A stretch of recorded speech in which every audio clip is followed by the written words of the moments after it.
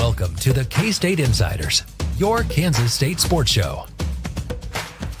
Now, let's head into the studio. Welcome to the Insiders. It's Fitz and Gills and Cole and Brien Hanley. And our guest this week is Jon Grove of 91.9.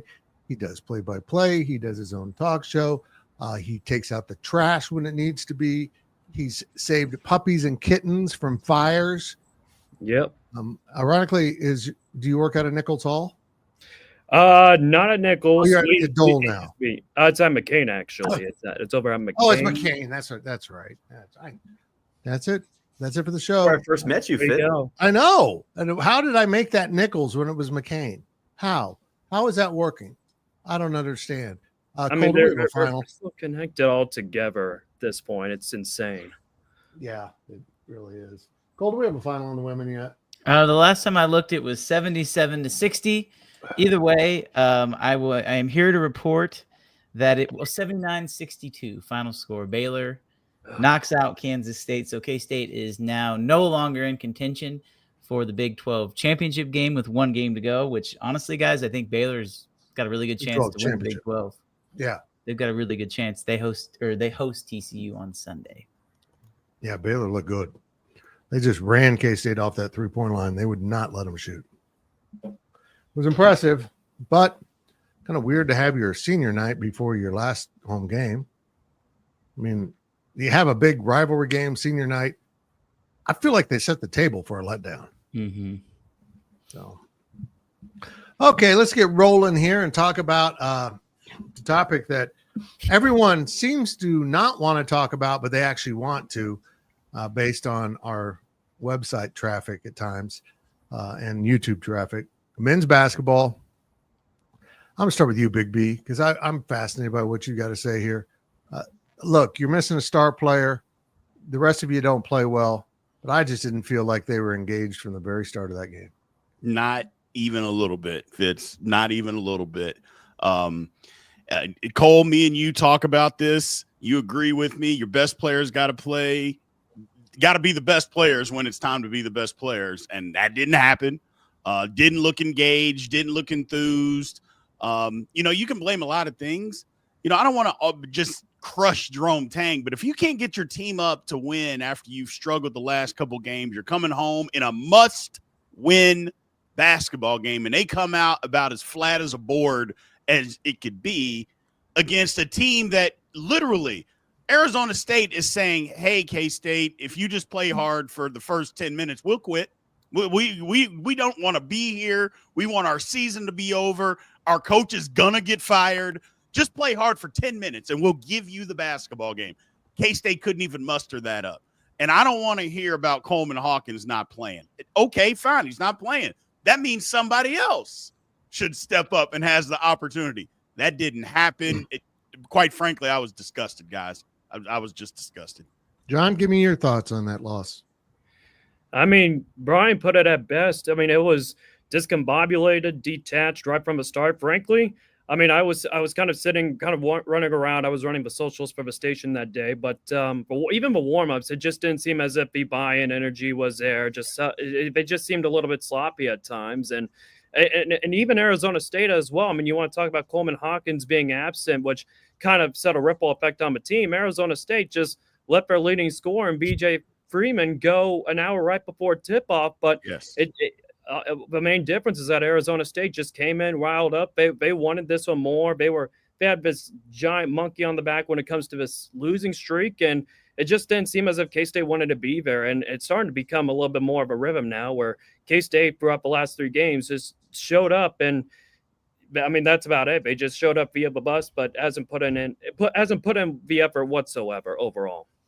My God, Cole. I don't know if you saw this, but one game after Utah beating K-State, 2 games after KU, they fired their coach.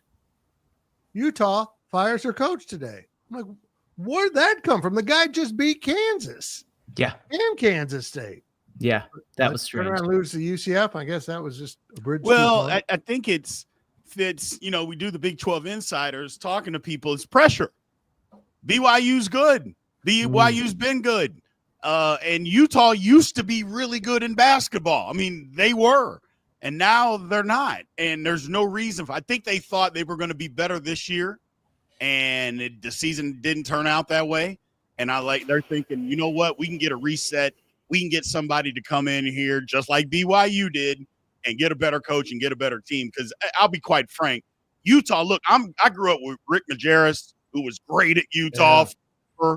And I feel like Utah can be that again. You just got to get the right person in there, and Craig Smith just apparently wasn't it. Well, I'm not defending him. I didn't know what his name was before the start of the season, so that tells you about my Utah knowledge.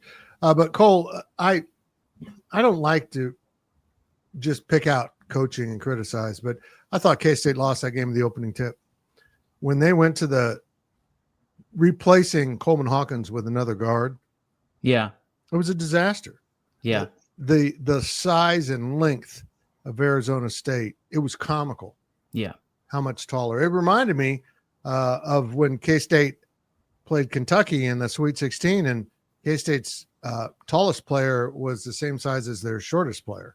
But this was kind of also dramatic because they had such long, lanky players and made it Doug McDaniel just couldn't get much daylight in this game.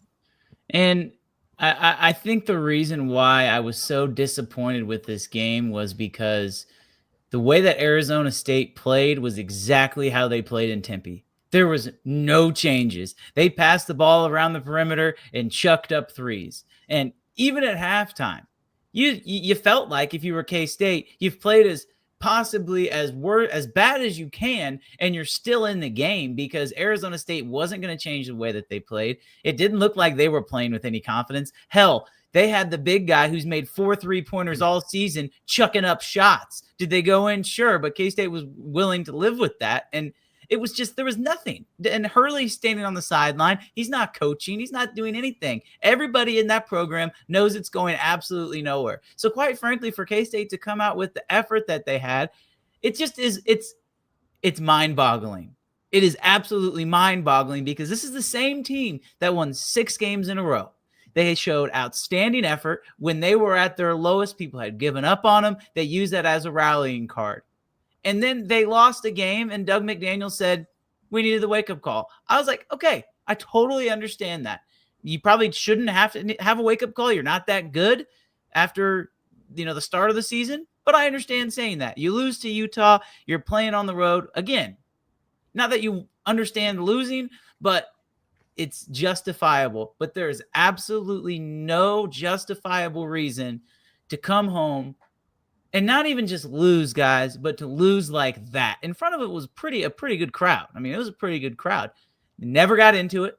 The players never got into it. There was no excitement. There was no energy. Quite frankly, it looked like there was no want to. Jerome Tang was the only one who was even talking. None of the players were communicating. And you guys know, I'm not someone who's typically pretty critical.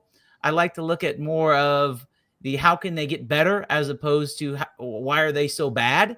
And I'm going to do that, but it's pretty ridiculous, if I'm being completely honest, that this kind of effort was out there on Saturday. Gills, did Jerome Tang say he thought the effort was good? Yeah, maybe he didn't say that word for word, but he made it pretty damn clear that in his eyes, the loss was on him and his coaching staff. And I guess if you want to blame the staff and Tang for not getting the guys ready, I guess you could say that's fair. But Fitz, I want to talk to you about my pay. I had to rewatch that game for the film study this morning, and boy, that was not the best rewatch I've ever had in my life. It was rough, and the effort wasn't egregious, right? It wasn't terrible, but it was just so disappointing when I rewatched it. That's not the type of effort that you should have gotten from a team. Big B, you said it right, that needs to win. NCAA tournament hopes were,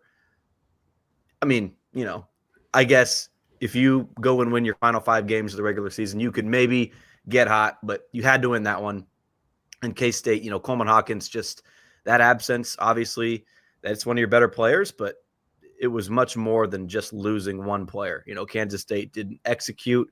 I thought some of the 3-point looks, I mentioned this on the film study. I don't know if that's Fitz, that's probably going up in the morning, right? Yep. K-State got some good looks, just didn't execute. Arizona State, I mentioned this on the Power Talk. One team had a player leave the team, and they rallied around that, right? Kansas State had one player just injury, and you had time to prepare. Jerome Tang was pretty vague with the timeline and the injuries leading up to the game, right? But you would think that K-State knew they were going to be without Hawkins.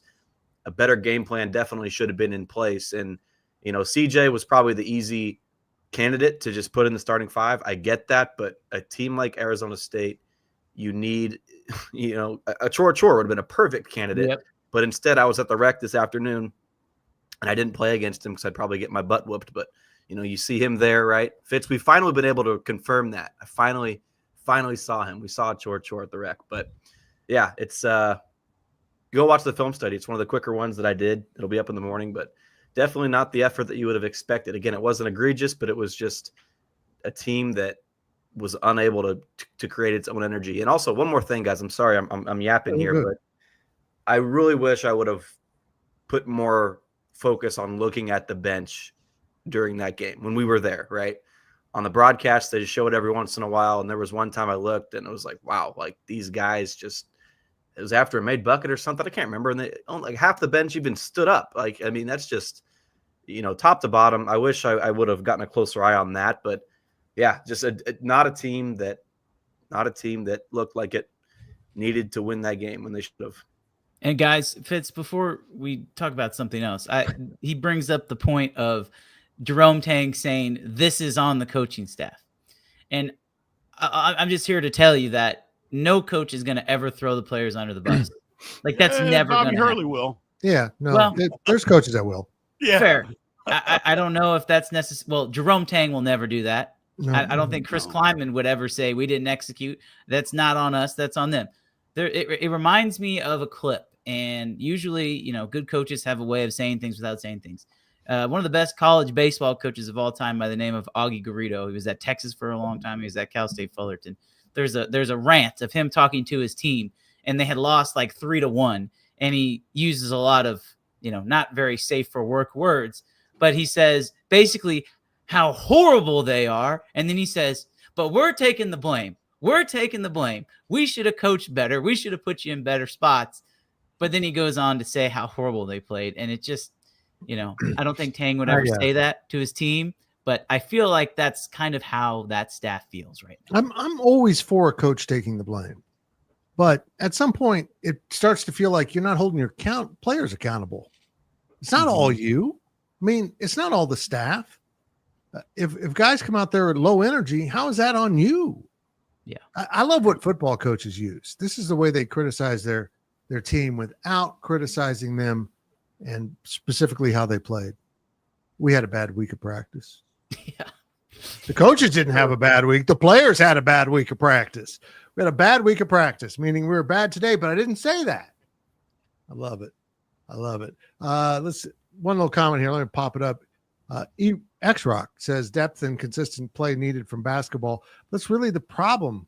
Gills is Big B. They haven't been consistent. Well, they were. I'll take that back. They were really consistent for 6 games, and then they stopped.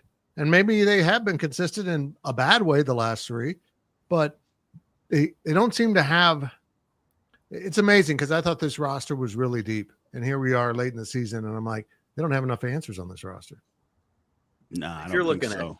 at, Go ahead, Gills. I mean, I don't know if depth and consistency is intertwined into one, right? But if you're a guy that doesn't play a whole lot, it's tough to get consistent when you're not seeing the court. Like David Castillo didn't play at all in Provo, correct? Right. It's hard to get in your groove and to ask a player. I know I've said this a few times this year with this regard. You can ask a player to be patient and work while they're waiting kind of for their opportunity. But until you get on the court and play those real minutes, it's just impossible.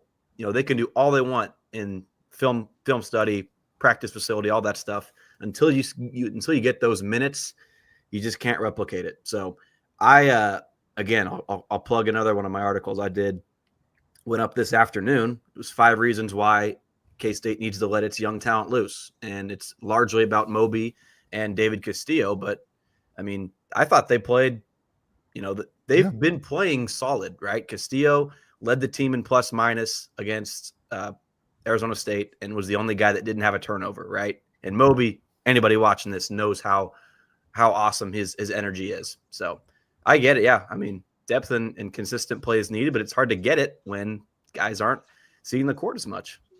Okay, John, I want to talk about the guy that we can all agree is busting his butt. And that, of course, is David Gasson. You told me 3 years ago this was going to be the workhorse. I would have said you're crazy, but he has played his way, worked his way into being an exceptional, really good college basketball player. He makes the most of what he's got. But honestly, this was another game with a true big man, a 7-footer sometimes in the middle for Arizona State. He struggles against that. And yet he got 20 points and 14 rebounds. At times it looked like he was the only one going at it out there.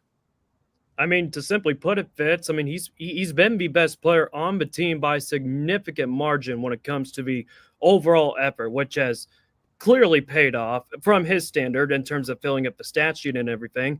While you have guys like Doug McDaniel and Coleman Hawkins who have struggled to find the consistency throughout the season, David Gasson, as you mentioned it, Fitz, he's been a workhorse, showing up every night, delivering. Even, I mean, I still recall last year during the it was either before the Wichita State game or after the Wichita State game in Kansas City, where he mentioned, during this Christmas, during this holiday break, I'm just going to spend some time at the facility, get my free throws in. And it's just that effort like that where you're just showing up night in and night out.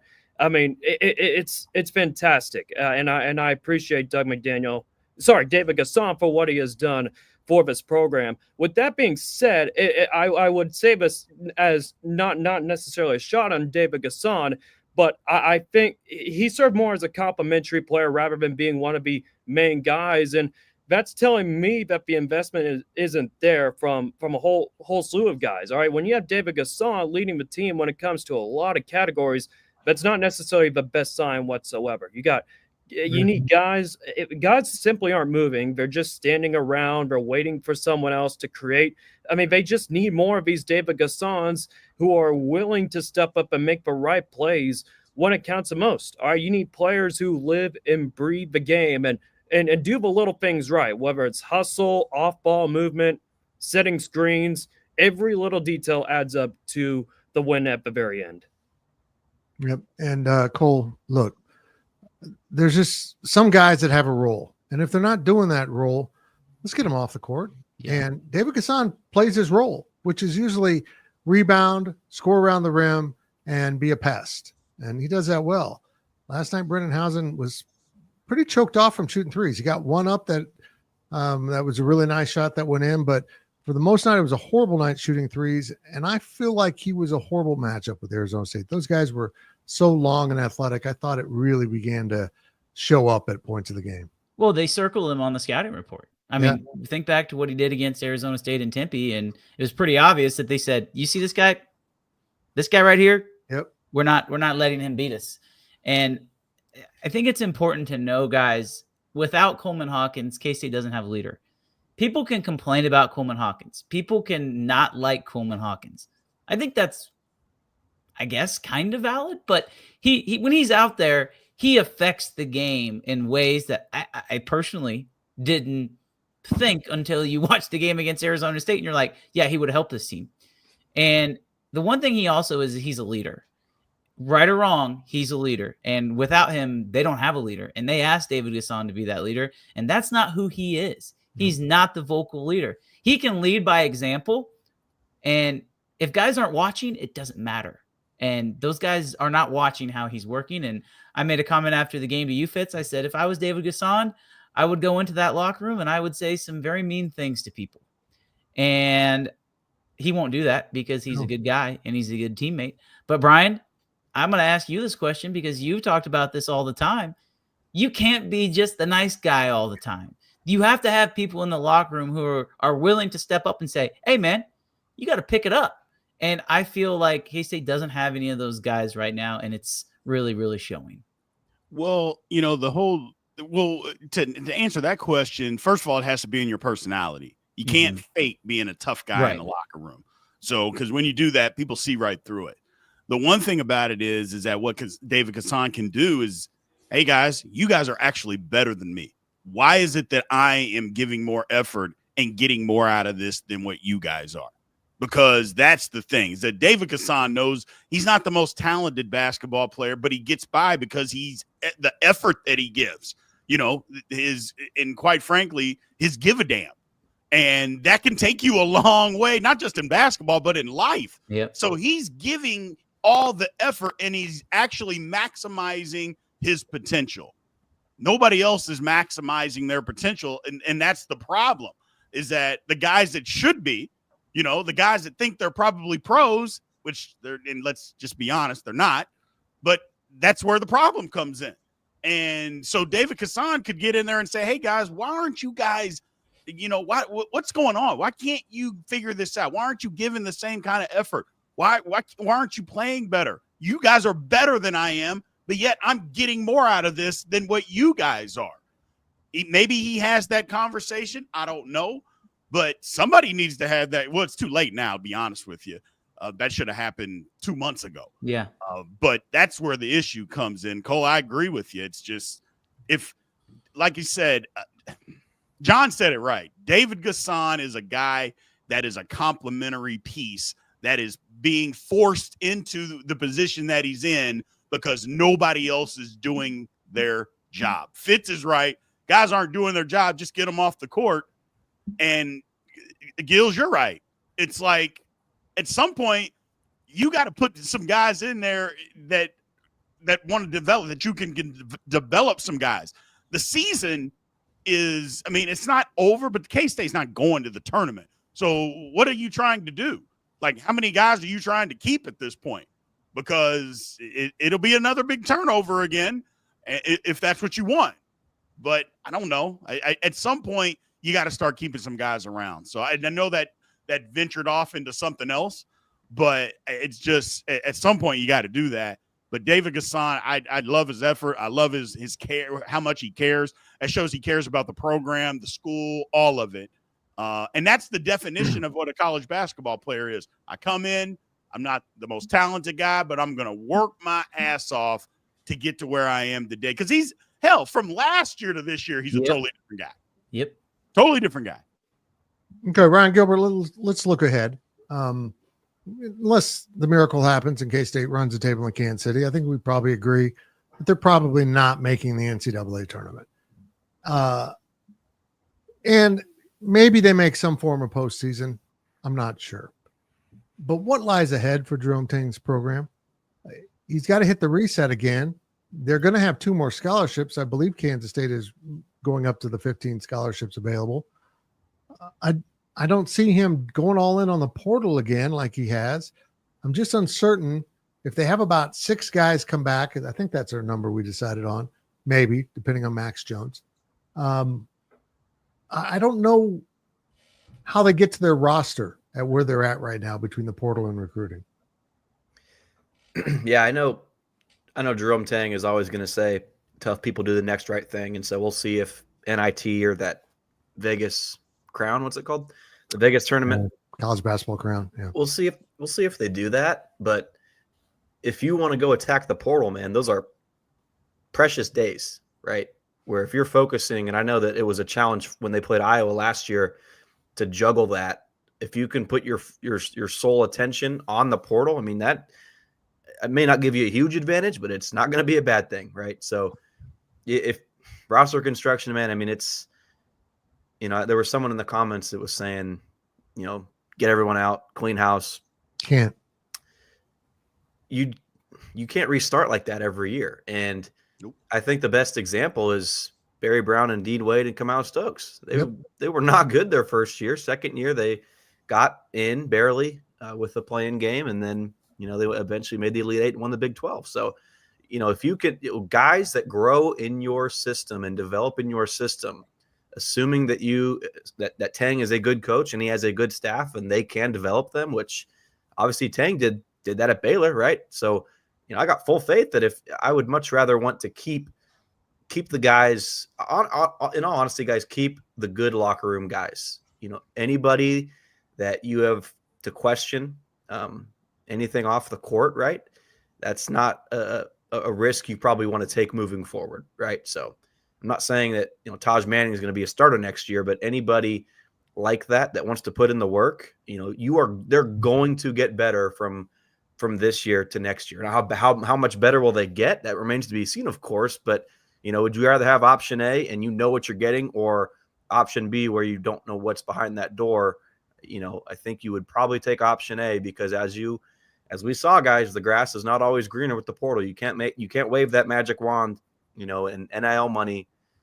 Coleman Hawkins, right? That's a conversation for another day, but that's a nice example that you can't just buy your way to the NCAA tournament, essentially. Oh, and all you got to do is go 4 hours down the road and look what Missouri's doing. This is exactly what happened with Missouri. Dennis Gates comes in his first year. Now, granted, they got upset in the first round, I believe, as a 2 seed, but the next year they go 0-18 in conference play. 0-18. Could you even begin to imagine?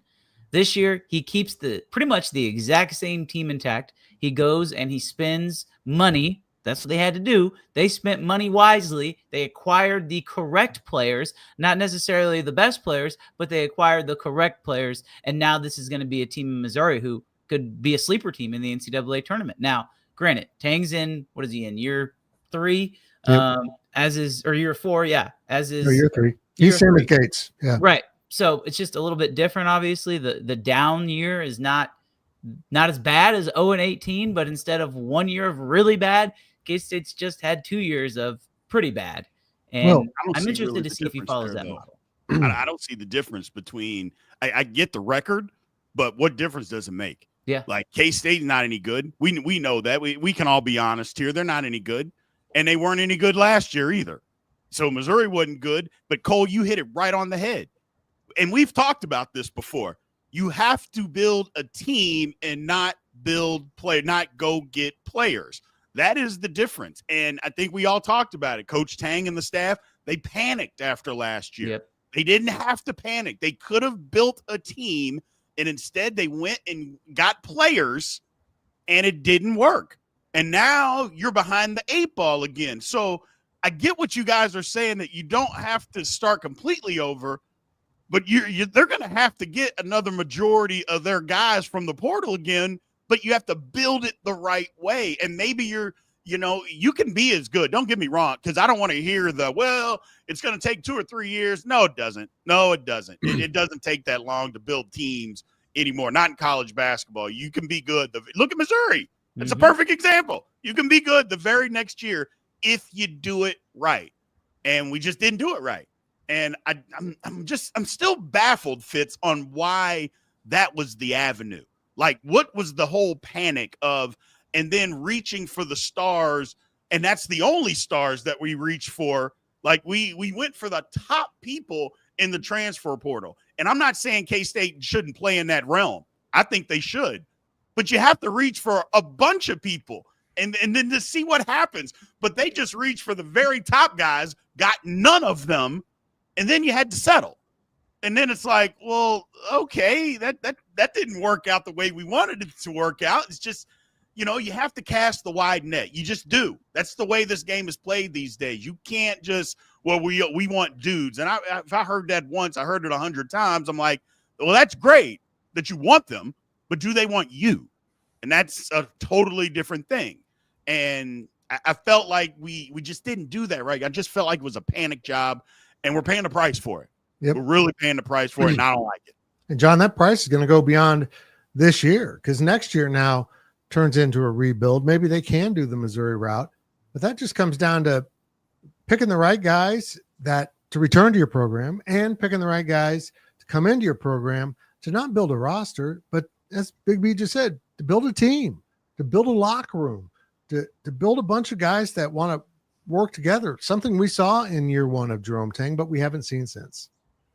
Yeah, I mean, as much as it pains me to say it, K-State has essentially become the poster child of how to handle the transfer portal and how not to handle the transfer portal, because names alone don't win basketball games, especially like big star names with a whole lot of baggage. That's the best way I could put it. And it's not shot whatsoever towards any of the guys on the roster. there's a place and time when the criticism is warranted. But I think we're now at the point of assessing what went wrong, how it's gone wrong, and how K-State will assess it during the offseason, because any conversation about playing in the NCAA tournament is laughable. I mean, at this point, it's not been good. So, I mean, in the words of Jerome Tang, you need dudes. You need certified dudes who are willing to put in the work day in and day out. Right now, K-State just doesn't have any of those guys. You've had role players step up at times during certain stretches of a season, but the stars haven't consistently been the stars. And when that happens, it's hard to win basketball games. It even reminds me at, what was it, 2 years of Jerome Tang's first year with Keontae Johnson, Marquise Noel, Desi Sales, Nick Tomlin. Those guys were addicted to the process of playing basketball. They loved the game. And now we're hoping to find the same level of commitment from the next group. And even then, it's just a whole lot of questions. So until then, this team will continue to fall short. And for the fans, it's a tough pill to swallow, without a doubt. I agree. Fellas, K-Ned, this is a great point. I think it hasn't only been the transfer portal for K-State. It's been the one and dones that they've brought in. They come in, they have a good season, maybe an average season, and then they're gone. And you can do that. A Coleman Hawkins is worth that. But probably one, maybe two guys. You got to bring in the multi-year transfers. Gills? I mean, yes, but Arthur Kluma still had eligibility. Cam Carter.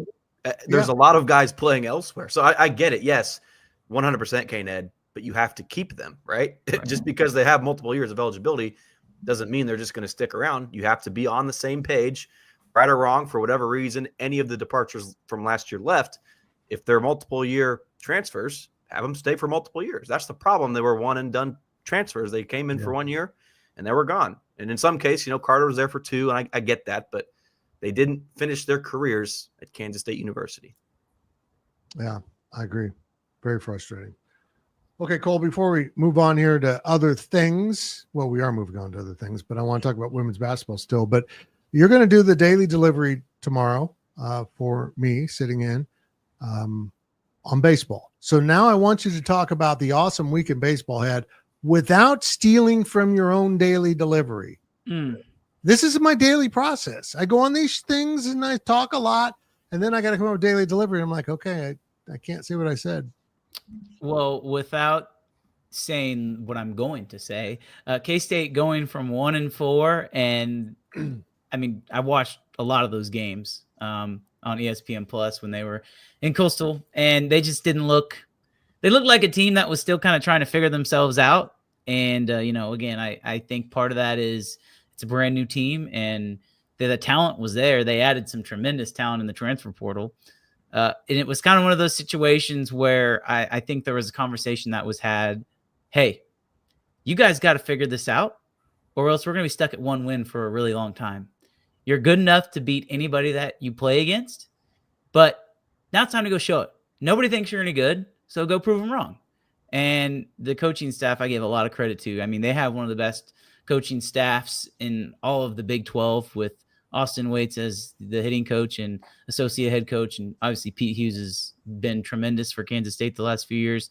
They went down to Arlington and they beat Arkansas, who obviously K-State's 2-0 against in the last 2 games against Arkansas, which is incredible. And then they beat Michigan, who had knocked off number 2 Virginia the weekend before. And then they were 90 feet away from run ruling TCU, who was number 22nd in the country. So I am incredibly fired up about this group. I think they have a chance to win the Big 12, and that's going to be what I'm going to talk about in the daily delivery, because this team might have more talent than the team last year, and I don't think that's a stretch. Wow. What's up next for this team? They are heading to Frisco, Big B. So if you want to watch some baseball, head on down to Frisco. K-State takes on number 3 LSU on Friday. And then after that, they get a Sam Houston State team who's not the greatest in the world, before wrapping it up with Nebraska, who is also ranked in the top 25. So let me get this right. They played number 6 North Carolina, who was ranked. They played 3 more games against ranked teams. So that's 4 in a row. They've got 5 in a row with LSU, a little break with Sam Houston State, and then Nebraska. So 6 of the 7 games are against teams who are ranked. In that gauntlet, right now, they're 3-0. John, do you do any baseball? Not any play-by-play or color. We'll likely have someone write several articles. There may be a chance we're still discussing it, but we may go to several road games like during midweek series and Yeah. call some games because Wichita State Stadium is big enough for press conferences. I mean, for they have enough press boxes. Yeah.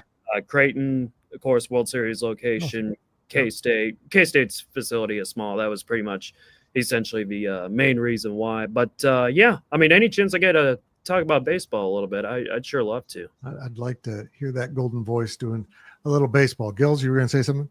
I was going to say that if you want to send me down to cover the baseball team in Frisco, I wouldn't mind seeing Oh, Mr. for Hanley. heaven's sake. I know what you're up to. You sick individual. John, you know what? You need to stay away from Ryan Gilbert. No. There's people in your life that will steer you wrong. And It's Big B. Big B is a saint. A saint. Okay, let's move on to talk a little bit more women's basketball. Cole, they're flirting with not getting a home side, aren't they?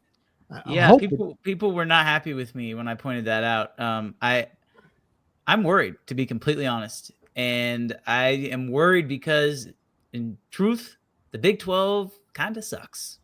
And that is really the only reason why. I mean, what do they have? 5 losses on the season now? 4 or 5 losses on the season. You look at their conference record, and it's fine. Like, okay, great. They're going to finish in the top 4 of the Big 12 likely.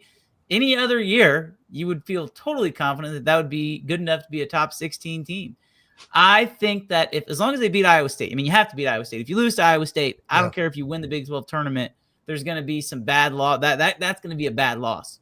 But if they do beat Iowa State and they get to the championship game, they will have had to have beaten another quad one team. So there is opportunities. That's the good part about women's basketball is that typically the better teams, especially this year in the Big 12, you're going to look at a Baylor, a West Virginia, an Oklahoma State, a K-State, and a TCU. One of those 5 teams is probably going to win the Big 12 tournament, and one of those teams isn't going to make the semis. And so if you're K-State, you just don't want to be that team. I think if you make the semis, you got a really good chance. But if you win in that semifinal game and you make it to the championship, I think they'll be fine. That's just my thinking process right now. Big B, I have this theory that even if K-State, according to the rankings, is like 18, so they're out of that top 16 that gets home sites, based on the attendance at Kansas State, I think the committee might go, let's slide them up to the 4 line instead of the 5 line. And that's how they do this, and they're playing on home courts for a reason, right? To get people there. So why send it somewhere where people won't show up in the numbers they do in Manhattan? Yeah, exactly. I mean, we've seen it before. I mean, there's been a couple of years that Tennessee was like, they weren't even ranked, but somehow they got a number 4 seed and hosted games. So it's not unprecedented, but I think both of you are right. I mean, they're playing themselves out of it. And we saw the disrespect that not the voters had for them early on in the season. Would they win like 12, 13 games in a row? Couldn't get in could not get in the top 10. Just wouldn't put them in it. So we've seen that already. And they didn't look good tonight. That doesn't help their case. This game's on national TV, and they didn't look good at all. I mean, it's almost like teams have figured out, okay, if you pressure them, they struggle. If you run them off the 3-point line, they can't score. So, I mean, that's troubling. Now, do you have all the pieces to be able to do that? That's something different. But I think they got an opportunity. I mean, they win at Iowa State, kind of what Cole said. You got to win that game. And then get to the semis. I think they'll be in good shape. But anything other than that, I kind of feel like the committee might be looking for you know how they love parity in women's college basketball. They may be looking for another spot to put somebody a home game. Who knows? But hopefully the women can take care of business and take it out of anybody's hands and just say, hey, you know what? We went through a patch. All schools go through it. Yep. And it's also not like they've lost like 9 games this year. Let's not be crazy about this thing. They're not, double-digit losses. They haven't played great lately, but we'll see. I mean, you got an opportunity, but every team goes through it, man. They went through it last year. Every team goes through it, so they just got to figure it out. John, even with Ioka's injury, which apparently was aggravated against Kansas, which is not a good sign, is this season been a success so far? What defines this season becoming a success? I would just say not just with the results on the court, but I'm also looking at it based on off the court and when it comes to the cohesion and how teams are able to build upon that cohesion and how the results will imply with what's happening on the practice facility and what's happening there. I think it pays a whole lot of dividends. Now, it hasn't been easy whatsoever not having Ayoka Lee in the lineup. And even with Ayoka Lee in the lineup tonight, I still would have figured it would have been difficult early on because Baylor, I mean, they were one of the hottest teams coming into tonight as well, playing at a very consistent pace lately. Ariane Von Lay, if I'm getting it. Yeah, Von Lay.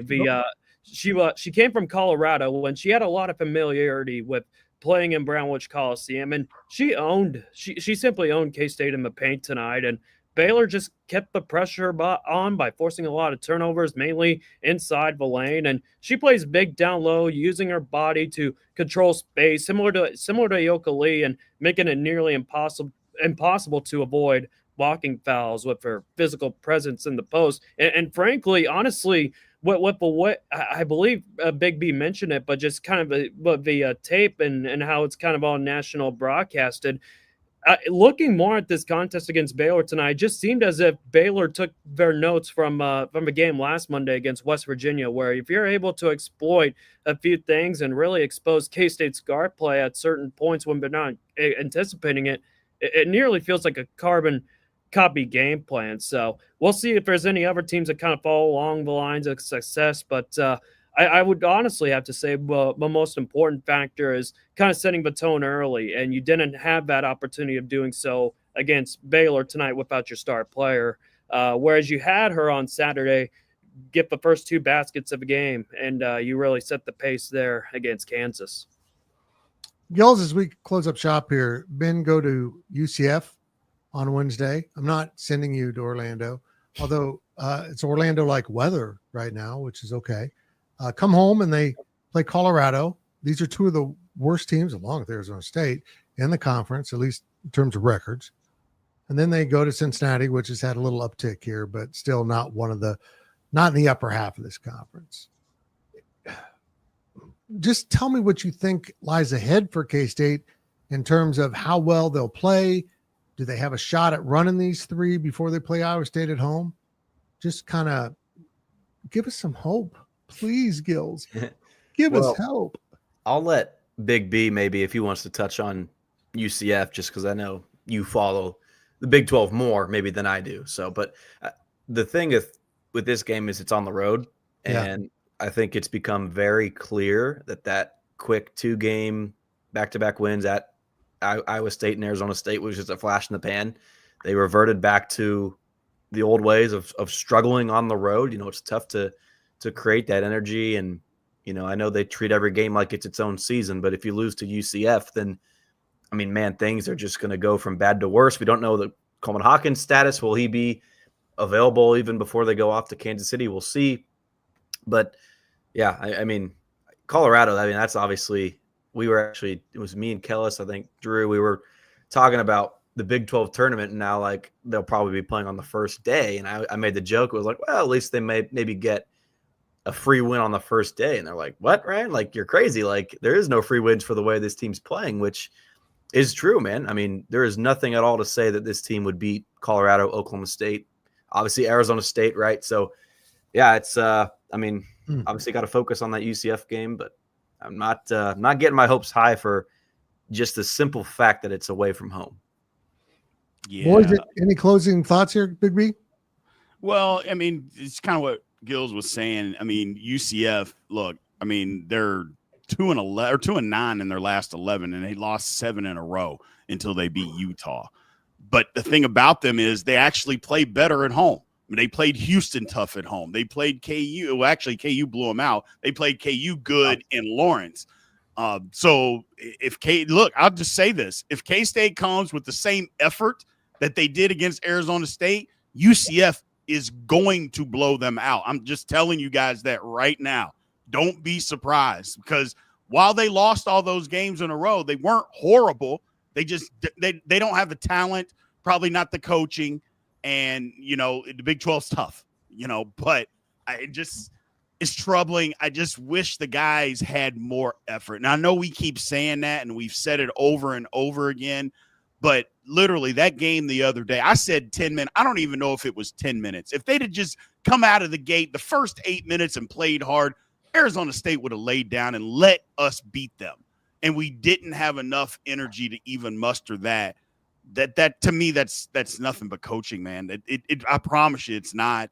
So going to UCF, they got to find a way. That's my shining light, is maybe get away from home.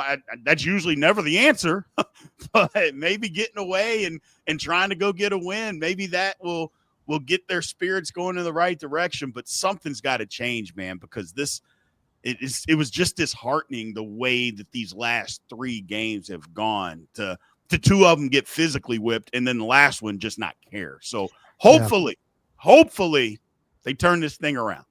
I'm going to be positive on my last game here, Fitz. I've got my crystal ball. I don't think I've ever shown this. I actually got this in Mexico at a stand. A skull. It's a skull. With a power skull. It is. Isn't that sweet? Oh. They make it, or that was? Nope. They made it. They made it. It was. But okay, so you said I want K-State, and then they drew it. Yeah. Okay, that's cool. Yeah, it's pretty cool. It's a crystal ball now. I'm looking into it. Tiny person. It is. Here's the deal. K-State looked absolutely horrible. We thought they had absolutely zero chance to do anything. And then they won 6 games in a row. K-State looks horrible.